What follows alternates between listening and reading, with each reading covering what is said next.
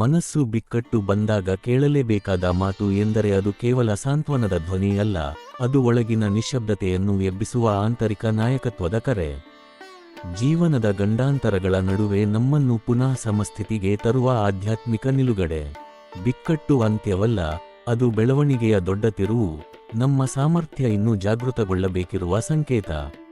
ಈ ಕ್ಷಣದಲ್ಲಿ ನೀನು ನಿನ್ನ ಮನಸ್ಸಿಗೆ ಹೇಳಬೇಕಾದ ಮೊದಲ ಮಾತು, ಈ ಕತ್ತಲೆ ನನಗಿಂತ ದೊಡ್ಡದು ಅಲ್ಲ. ಸವಾಲುಗಳು ಅಲೆಗಳಂತೆ ಹೊಡೆದರೂ ಪರ್ವತದಂತೆ ನಿಂತ ಆತ್ಮವನ್ನು ಯಾವುದೇ ಗಾಳಿ ಹಿಂಜರಿಸಲಾರದು. ಬಿಕ್ಕಟ್ಟಿನ ಒಳಗೆ ಮೌನವಾಗಿ ಹುಟ್ಟುವ ಸೂಚನೆಗಳನ್ನು ಕೇಳಲು ನಾವು ಮರೆತು ಬಿಡುತ್ತೇವೆ, ಆದರೆ ಆ ಮೌನವೇ ನಿನ್ನ ಮುಂದಿನ ಬೆಳವಣಿಗೆಯ ನಕ್ಷೆ.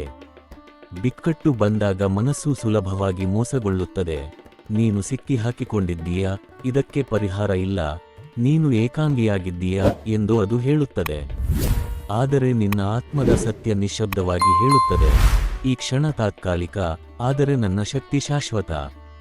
ಮನಸ್ಸಿನ ಈ ಅಲೆಮಾಲೆ ದುರ್ಬಲತೆ ಅಲ್ಲ, ಇದು ಪುನರ್ವ್ಯವಸ್ಥೆಯ ಸೂಚನೆ. ಸಿಸ್ಟಮ್ ರೀಬೂಟ್ ಆಗುವಂತೆ ಬದುಕಿಗೂ ಬಿಕ್ಕಟ್ಟು ಮೋಡ್ ಬೇಕಾಗುತ್ತದೆ. ಇಲ್ಲಿ ನೀನು ನಿನ್ನ ಒಳಗಿನ ಶಕ್ತಿಯೊಂದಿಗೆ ಮತ್ತೆ ಹೊಂದಾಣಿಕೆ ಮಾಡಿಕೊಳ್ಳಬೇಕು, ಏಕೆಂದರೆ ಬಿಕ್ಕಟ್ಟು ನಿನ್ನನ್ನು ಮುರಿಯಲು ಅಲ್ಲ, ನಿನ್ನನ್ನು ಮರುರಚಿಸಲು ಬಂದಿದೆ. ಬಿಕ್ಕಟ್ಟನ್ನು ಎದುರಿಸುವಾಗ ಹೇಳಬೇಕಾದ ಮಾತು, ನಾನು ಈಗ ಕಾಣುವ ಗೊಂದಲವು ನಾಳೆ ಸ್ಪಷ್ಟ ದೃಷ್ಟಿಗೆ ನೆಲೆಯಾಡುತ್ತಿದೆ. ಗಾಳಿಯಲ್ಲಿ ಏಯುವ ದೀಪವು ಬೆಳಕು ನೀಡುತ್ತದೆ, ಹಾಗೆಯೇ ನಡುಗುವ ಹೃದಯವು ದಾರಿ ತೋರುತ್ತದೆ. ನೀನು ಕೇವಲ ಉಸಿರಾಡು, ನಿನ್ನನ್ನು ನಿಂತುಕೊಳ್ಳಲು ಪ್ರೇರೇಪಿಸು, ಏಕೆಂದರೆ ಪ್ರತಿಯೊಂದು ಭಾರವಾದ ಕ್ಷಣವೂ ನಿನ್ನ ಮುಂದಿನ ಹಂತದ ಮಾಹಿತಿಯನ್ನು ಒಳಗೊಂಡಿರುತ್ತದೆ. ಜೀವನದ ಕಾರ್ಯಪ್ರವಾಹದಲ್ಲಿ ಬಿಕ್ಕಟ್ಟು ಎಂದರೆ ರಿಸ್ಟ್ರಕ್ಚರಿಂಗ್. ಇದು ನಿನ್ನೊಳಗಿನ ಭಯಗಳನ್ನು ಕರಗಿಸಿ ಹೊಸ ದೃಷ್ಟಿಕೋನಕ್ಕೆ ಜಾಗ ಮಾಡುತ್ತದೆ. ಮಣ್ಣನ್ನು ಒಮ್ಮೆ ತಲ್ಲಣಿಸಿದಾಗ ಮಾತ್ರ ಹೊಸ ಬಿತ್ತನೆಗೆ ಅವಕಾಶ ಸಿಗುತ್ತದೆ.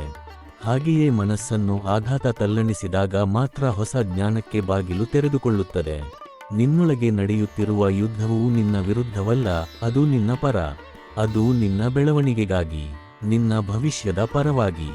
ದೊಡ್ಡ ಬದಲಾವಣೆಗಳು ಸಂಭವಿಸುವಾಗ ಪ್ರಪಂಚ ತಲೆಕೆಳಗಾಗಿ ತೋರಿದಂತೆ ಭಾಸವಾಗುವುದು ಸಹಜ, ಆದರೆ ಅದೇ ಬದಲಾವಣೆ ನಾಳಿನ ಪರಿವರ್ತನೆಯ ಭೀಮ ಬುನಾದಿ. ಹಾಗಾಗಿ ಹೇಳಬೇಕಾದ ಮಾತು, ನಾನು ಇದನ್ನು ದಾಟುತ್ತೇನೆ, ಏಕೆಂದರೆ ನನ್ನೊಳಗಿನ ಬಲ ಯಾವ ಬಿಕ್ಕಟ್ಟಿಗಿಂತ ದೊಡ್ಡದು. ಈ ನಿಶ್ಚಯವೇ ಭಯವನ್ನು ಕರಗಿಸುತ್ತದೆ, ಆತ್ಮವಿಶ್ವಾಸವನ್ನು ಜಾಗೃತಗೊಳಿಸುತ್ತದೆ, ನಿನ್ನ ಮುಂದಿನ ಅಧ್ಯಾಯಕ್ಕೆ ನಿನ್ನನ್ನು ಸಿದ್ಧಪಡಿಸುತ್ತದೆ. ನಿನ್ನ ಯಾತ್ರೆ ಮುಗಿದಿಲ್ಲ, ಇದು ಕೇವಲ ತಿರುವಿನ ಬಿಂದು. ಮತ್ತು ಈ ತಿರುವು ನಿನ್ನನ್ನು ಮುರಿಯಲು ಅಲ್ಲ, ನಿನ್ನನ್ನು ಹೊಸ ರೂಪದಲ್ಲಿ ಮರುಸೃಜಿಸಲು ಬಂದಿದೆ. ಮನಸ್ಸು ಬಿಕ್ಕಟ್ಟಿನಲ್ಲಿ ಕಿಕ್ಕಿರಿದು ನಿಂತಾಗ ಕೇಳಬೇಕಾದ ಮಾತಿನ ಮುಂದಿನ ಹಾದಿ ಇನ್ನೂ ಆಳಕ್ಕೆ ತೆರಳುತ್ತದೆ, ಏಕೆಂದರೆ ಜೀವನದಲ್ಲಿ ಸಂಭವಿಸುವ ದೊಡ್ಡ ಪರಿವರ್ತನೆಗಳು ಗೊಂದಲದ ನಾಡಿಯಿಂದಲೇ ಹುಟ್ಟುತ್ತವೆ.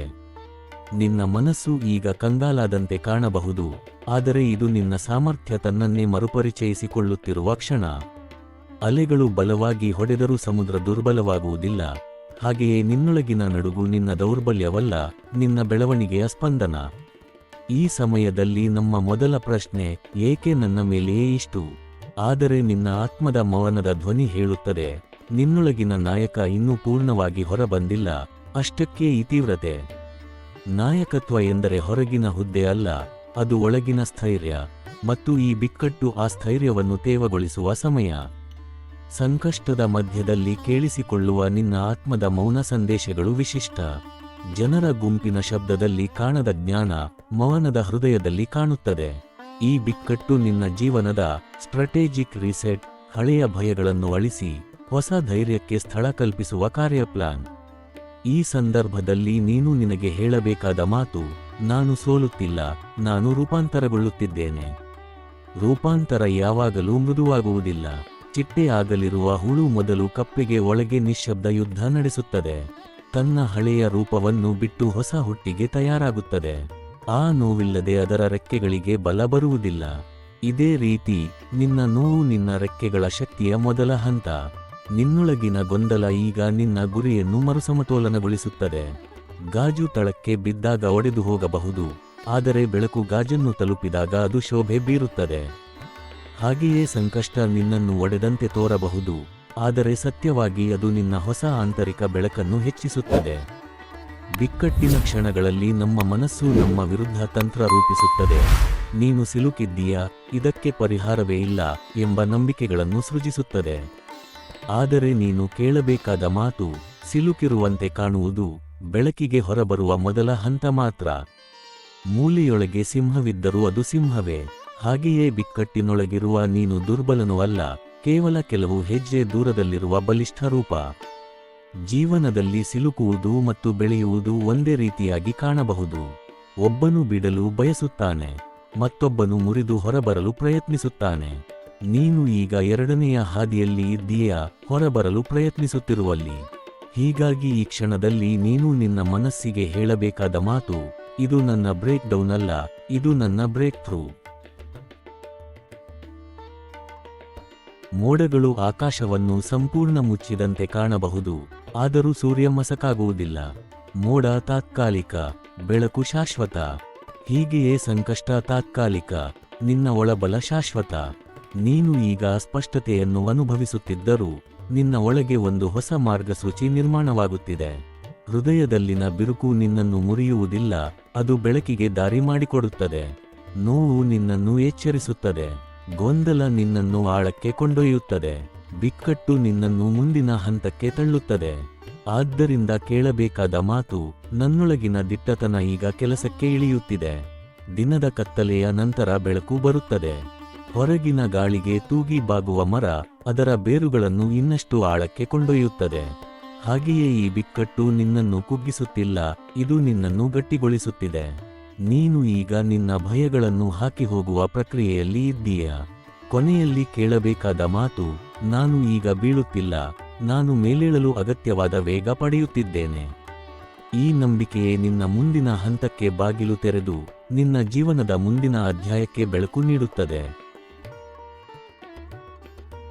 ಮನಸ್ಸು ಬಿಕ್ಕಟ್ಟಿನಲ್ಲಿ ನಡುಗುತ್ತಿರುವ ಈ ಮೂರನೇ ಹಂತ ಇನ್ನೂ ಗಂಭೀರ, ಇನ್ನೂ ಆಳವಾದ ಜಾಗಕ್ಕೆ ನಿನ್ನನ್ನು ಕರೆದೊಯ್ಯುತ್ತದೆ. ಬಾಹ್ಯ ಜಗತ್ತು ಅಸ್ತವ್ಯಸ್ತವಾಗಿ ಕಾಣಬಹುದು, ಆದರೆ ಒಳಗಿನ ಜಗತ್ತೇ ಈಗ ಮರುಸಂರಚನೆಯಲ್ಲಿದೆ. ನೀನು ಅನುಭವಿಸುತ್ತಿರುವ ತೀವ್ರತೆ ನಿನ್ನ ದುರ್ಬಲತೆಯ ಸೂಚನೆ ಅಲ್ಲ, ಅದು ನಿನ್ನೊಳಗಿನ ಸಾಮರ್ಥ್ಯ ಹೊಸ ಗಾತ್ರಕ್ಕೆ ಬರುವ ಸಂಕೇತ. ಗಾಳಿ ಬಿರುಸಾಗುವಷ್ಟು ಮರವಿನ ಬೇರುಗಳು ಆಳಕ್ಕೆ ಹೋಗುವಂತೆ ನಿನ್ನೊಳಗಿನ ಗೊಂದಲವು ನಿನ್ನ ಆತ್ಮವನ್ನು ಇನ್ನಷ್ಟು ಗಟ್ಟಿಯಾಗಿ ನೆಲೆಗೆ ಹಾಕುತ್ತಿದೆ. ಇನ್ನೂ ಮಹತ್ವವಾದ ಮಾತು, ನಿನ್ನೊಳಗಿನ ಬೆಳಕು ಕತ್ತಲಿಗಿಂತ ದೊಡ್ಡದು. ಇವು ಕೇವಲ ಸಮಾಧಾನವಲ್ಲ, ಇದು ನಿನ್ನೊಳಗಿನ ಶಕ್ತಿಯ ನಿಗೂಢ ಸತ್ಯ. ಏಕೆಂದರೆ ಮನುಷ್ಯ ತನ್ನ ಶಕ್ತಿ ಏನು ಎಂಬುದನ್ನು ತಿಳಿದುಕೊಳ್ಳುವುದೇ ಬಿಕ್ಕಟ್ಟಿನ ಸಮಯದಲ್ಲಿ. ಎಲ್ಲವೂ ಸರಿಯಾಗಿರುವಾಗ ಯಾರು ಬೇಕಾದರೂ ಸಮಾಧಾನದಿಂದ ಇರುತ್ತಾರೆ, ಆದರೆ ಅಲೆಗಳು ಎದ್ದಾಗಲೂ ನಿಂತು ಉಸಿರಾಡುವ ಸಾಮರ್ಥ್ಯವೇ ನಿಜವಾದ ಆತ್ಮದ ಬಲ. ಈ ಬಿಕ್ಕಟ್ಟು ನಿನ್ನನ್ನು ಒಡೆದು ಹಾಕಲು ಅಲ್ಲ, ನಿನ್ನ ನಿಜವಾದ ಗಾತ್ರವನ್ನು ಪರಿಚಯಿಸಲು ಇದೆ. ಈ ಹಂತದಲ್ಲಿ ನೀನು ಕೇಳಬೇಕಾದ ಮಾತು, ನಾನು ಇಂದಿನ ನೋವಿನ ಹಿಂದೆ ನಾಳಿನ ಬಲದ ರೂಪವನ್ನು ನೋಡುತ್ತಿದ್ದೇನೆ. ನೋವು ಅನಾವಶ್ಯಕ ಅಲ್ಲ. ಮನುಷ್ಯ ತನ್ನ ಹೃದಯವನ್ನು ರೂಪಿಸುವುದು ಸಂತೋಷದಿಂದಲ್ಲ, ನೋವಿನಿಂದ. ಹೂವು ಅರಳುವುದಕ್ಕೆ ಮೊದಲು ಮೊಗ್ಗಿನ ಒಳಗೆ ಒತ್ತಡ ಹೆಚ್ಚಾಗುತ್ತದೆ, ಅದರೊಳಗಿನ ಜಿಗಟು ತೊಲಗಿ ಹೊಸ ರೂಪಕ್ಕೆ ಸಿದ್ಧಗೊಳ್ಳುತ್ತದೆ. ಅದೇ ರೀತಿ ನಿನ್ನ ಹೃದಯ ಈಗ ಒತ್ತಡಕ್ಕೆ ಒಳಗಾಗಿರುವುದೇ ನಿನ್ನ ಮುಂದಿನ ಪುಷ್ಪದ ಸಂಕೇತ. ಜೀವನದ ದೊಡ್ಡ ಸತ್ಯವೇ, ಒಂದು ಹಂತ ಮುರಿಯದೆ ಮತ್ತೊಂದು ಹಂತ ಹುಟ್ಟುವುದಿಲ್ಲ. ನೀನು ಈಗ ನಿನ್ನ ಹಳೆಯ ನಿನ್ನನ್ನು ಬಿಟ್ಟು ಹೋಗುತ್ತಿರುವೆ. ಹಳೆಯ ಭಯಗಳು, ಹಳೆಯ ಬಿಗುಪಾಟುಗಳು, ಹಳೆಯ ನಂಬಿಕೆಗಳು ಎಲ್ಲವೂ ಮುದ್ದೆ ಮುರಿಯುವಂತೆ ಒಡೆಯುತ್ತಿವೆ. ಇದನ್ನು ನಷ್ಟವೆಂದು ನೋಡಬೇಡಿ, ಇದು ನಿನ್ನ ಹೊಸ ಸ್ವರೂಪಕ್ಕೆ ಸ್ಥಳ ಪಡೆಯಲು ಹಳೆಯ ಶೆಲ್ಲೊಡೆದು ಹೋಗುತ್ತಿರುವುದು. ಈ ಕ್ಷಣದಲ್ಲಿ ನೀನು ನಿನ್ನ ಮನಸ್ಸಿಗೆ ಹೇಳಬೇಕಾದ ಮಾತು, ನಾನು ಸಿಲುಕಿಲ್ಲ, ನಾನು ಬೆಳೆಯುತ್ತಿದ್ದೇನೆ. ಸಿಲುಕಿರುವವರು ಹೊರಬರಲು ಬಯಸುತ್ತಾರೆ, ಆದರೆ ಬೆಳೆಯುತ್ತಿರುವವರು ಹೊರಬರುವ ಮಾರ್ಗವನ್ನು ಹುಡುಕುತ್ತಾರೆ. ನಿನ್ನೊಳಗಿನ ಆಳದ ಮೌನದಲ್ಲಿ ಈ ಹುಡುಕಾಟ ಈಗಲೇ ಪ್ರಾರಂಭವಾಗಿದೆ. ನೀನು ನಿನ್ನ ಮುಂದಿನ ರೂಪದತ್ತ ಚಲಿಸುತ್ತಿರುವೆ, even if you don't realize it. ಕತ್ತಲೆಯ ಮಧ್ಯದಲ್ಲಿ ಮನುಷ್ಯಕ್ಕೆ ಎರಡು ಆಯ್ಕೆಗಳು, ಕುಳಿತು ಅಳುವುದು ಅಥವಾ ಕತ್ತಲೆಯೊಂದಿಗೆ ನಡೆದು ಬೆಳಕಿನತ್ತ ಸಾಗುವುದು. ಎರಡೂ ಕಷ್ಟ, ಆದರೆ ಎರಡನೆಯದು ಮಾತ್ರ ಪರಿವರ್ತನೆಯನ್ನು ಕೊಡುತ್ತದೆ.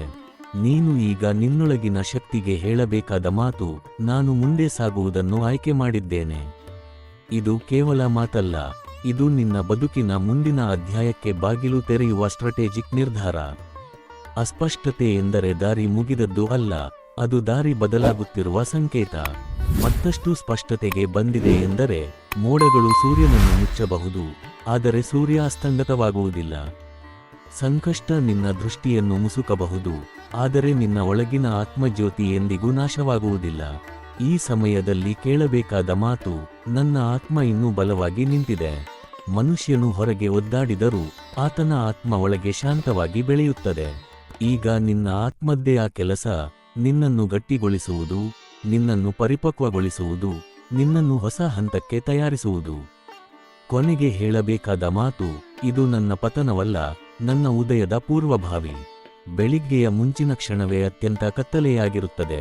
ಹಾಗೆಯೇ ನಿನ್ನ ಜೀವನದಲ್ಲಿಯೂ ಈ ಕತ್ತಲೆ ನಿನ್ನ ಮುಂದಿನ ಬೆಳಗಿನ ತೀವ್ರತೆಯನ್ನು ಸೂಚಿಸುತ್ತದೆ.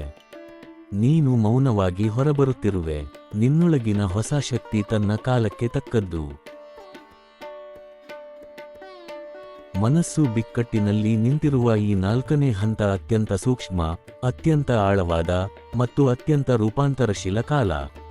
ಈ ವೇಳೆಯಲ್ಲಿ ಜೀವನ ನಿನ್ನನ್ನು ಹಳೆಯ ರೂಪಗಳಿಂದ ಬೇರ್ಪಡಿಸಿ ಹೊಸ ಗಾತ್ರದೊಳಗೆ ತಳ್ಳುತ್ತಿದೆ. ಹೊರಗೆ ಟೇಪಾದ ಭೂಮಿ, ಒಳಗೆ ಮರುಸಂರಚನೆಯಾಗುತ್ತಿರುವ ಆತ್ಮ, ಎರಡೂ ಒಂದೇ ಸಮಯದಲ್ಲಿ ನಡೆಯುತ್ತಿವೆ. ನೀನು ಈಗ ಕಾಣುತ್ತಿರುವ ಗೊಂದಲ ನಿನ್ನೊಳಗಿನ ಬಲವನ್ನು ಕಿತ್ತುಕೊಳ್ಳುವುದಕ್ಕಾಗಿ ಅಲ್ಲ, ಅದು ನಿನ್ನೊಳಗೂ, ನಿನ್ನ ಗುರಿಗಳಲ್ಲೂ, ನಿನ್ನ ಹಾದಿಯಲ್ಲೂ ನಡೆಯುತ್ತಿರುವ ಮೈಜರ್ ಅಪ್ಗ್ರೇಡ್ ಪ್ರಕ್ರಿಯೆ. ಈ ಸಮಯದಲ್ಲಿ ನೀನು ನಿನ್ನೊಳಗೆ ಹೇಳಬೇಕಾದ ಮಾತು, ನನ್ನೊಳಗಿನ ಶಕ್ತಿ ಪರಿಸ್ಥಿತಿಗಿಂತ ದೊಡ್ಡದು. ಅದು ಕೇವಲ ಆರೈಕೆ ಮಾಡುವ ಸಾಲದ ಮಾತು ಅಲ್ಲ, ಅದು ನಿನ್ನ ಆತ್ಮದ ಮೂಲ ಸತ್ಯ. ಏಕೆಂದರೆ ಕತ್ತಲೆ ಎಷ್ಟು ದೊಡ್ಡದು ಎಂದರೆ ಬೆಳಕು ಅದಕ್ಕಿಂತಲೂ ದೊಡ್ಡದು. ನಿನ್ನ ಕಣ್ಣಲ್ಲಿ ಕಾಣುವ ನೋವು, ಹೃದಯದಲ್ಲಿ ಬೆಂದಿರುವ ಖಾಲಿತನ, ಇವು ಎಲ್ಲವೂ ತಾತ್ಕಾಲಿಕ. ಆದರೆ ನೀನು ಹೊತ್ತಿರುವ ಆತ್ಮದ ಜ್ವಾಲೆ ಶಾಶ್ವತ. ಈ ಕ್ಷಣದಲ್ಲಿ ನೀನು ನಿನ್ನ ಬಲವನ್ನು ಕಳೆದುಕೊಂಡಂತೆ ಅನಿಸಬಹುದು, ಆದರೆ ಸತ್ಯವೆಂದರೆ ಈ ಕ್ಷಣವೇ ನಿನ್ನ ಬಲವನ್ನು ಹೊಸ ರೂಪಕ್ಕೆ ತಿರುಗಿಸುತ್ತಿದೆ. ಜೀವನದಲ್ಲಿ ದೊಡ್ಡ ಬದಲಾವಣೆಗಳು ಬರಬೇಕಾದರೆ ಹಳೆಯ ಗೋಡೆಗಳು ಕುಸಿಯಲೇಬೇಕು. ಮನೆಯನ್ನು ಪುನರ್ಮಾಡುವ ಮುನ್ನ ಅದರ ಗೋಡೆಗಳನ್ನು ಕೆಡವಿದಂತೆ ನಿನ್ನ ಜೀವನವು ಈಗ ಹಳೆಯ ಮಿತಿಗಳನ್ನು ಒಡೆಯುತ್ತಿದೆ. ಇದು ನಾಶವಲ್ಲ, ಇದು ಮರುಜಸೆ. ನಿನ್ನೊಳಗಿನ ಆತ್ಮ ಪುನರ್ಗಟ್ಟುತ್ತಿರುವ ಕ್ಷಣ. ಈ ಸಂದರ್ಭದಲ್ಲಿ ನೀನು ಹೇಳಬೇಕಾದ ಮತ್ತೊಂದು ಪ್ರಮುಖ ಮಾತು, ಇದು ನನ್ನ ಶುದ್ಧೀಕರಣ. ಮಳೆ ಬೀಳುವಾಗ ಭೂಮಿ ತೋಯುತ್ತದೆ, ಆದರೆ ಇದೇ ತೇವವೇ ಹೊಸ ಬೀಜಗಳಿಗೆ ಗರ್ಭಧಾನ. ಅಂದರೆ ನೋವು ಶತ್ರಿಯಲ್ಲ, ಅದು ಹೊಸ ಆರಂಭದ ಅಗತ್ಯ. ಈ ಕ್ಷಣದಲ್ಲಿ ನೀನು ಹೃದಯದಲ್ಲಿ ಅನುಭವಿಸುತ್ತಿರುವ ಭಾರ ನಿನ್ನನ್ನೇ ಒಡೆದು ಹಾಕುವುದಿಲ್ಲ, ಅದು ನಿನ್ನೊಳಗಿನ ಹಳೆಯ ಆವೃತ್ತಿಯನ್ನು ಮಾತ್ರ ಕಿತ್ತು ಹಾಕುತ್ತದೆ. ನಿನ್ನಲ್ಲಿರುವ ದಿಟ್ಟತನ, ನಿನ್ನಲ್ಲಿರುವ ಶಾಂತಿ, ನಿನ್ನಲ್ಲಿರುವ ಜ್ಞಾನ, ಇವು ಎಲ್ಲವೂ ಈಗ ಮೌನವಾಗಿ ಪದರಗಳನ್ನು ಬದಲಿಸುತ್ತಿವೆ. ಹೊರಗೆ ಕಾಣುವ ಗೊಂದಲ ನಿನ್ನೊಳಗೆ ನಡೆಯುತ್ತಿರುವ ಬೆಳವಣಿಗೆಯ ಶಬ್ದ. ಬಿಕ್ಕಟ್ಟಿನ ಹೊತ್ತಿನಲ್ಲಿ ಬಹಳ ಜನ ಹೊರಗೆ ಪರಿಹಾರ ಹುಡುಕುತ್ತಾರೆ, ಆದರೆ ನಿಜವಾದ ಪರಿಹಾರ ಒಳಗೆ ಹುಟ್ಟುತ್ತದೆ. ಹೊರಗಿನ ಜಗತ್ತು ಶಾಂತಿಯನ್ನು ಕೊಡಲು ಸಾಧ್ಯವಿಲ್ಲ, ಆದರೆ ನಿನ್ನ ಒಳಗಿನ ಮೌನವೇ ನಿನ್ನ ಶಾಂತಿಯ ಮೂಲ. ಹೀಗಾಗಿಯೇ ಕೇಳಬೇಕಾದ ಮಾತು, ನನ್ನೊಳಗಿನ ಮೌನವೇ ನನ್ನ ಗುಣಪಡಿಸುವ ಔಷಧ. ನೀನು ನಿನ್ನೊಳಗೆ ಕೇಳುವುದನ್ನು ಆರಂಭಿಸಿದಾಗ ನಿನ್ನ ಉತ್ತರಗಳು ಸ್ಪಷ್ಟವಾಗುತ್ತವೆ. ಗೊಂದಲ ಕರಗುತ್ತದೆ, ದಾರಿ ತೆರೆದುಕೊಳ್ಳುತ್ತದೆ.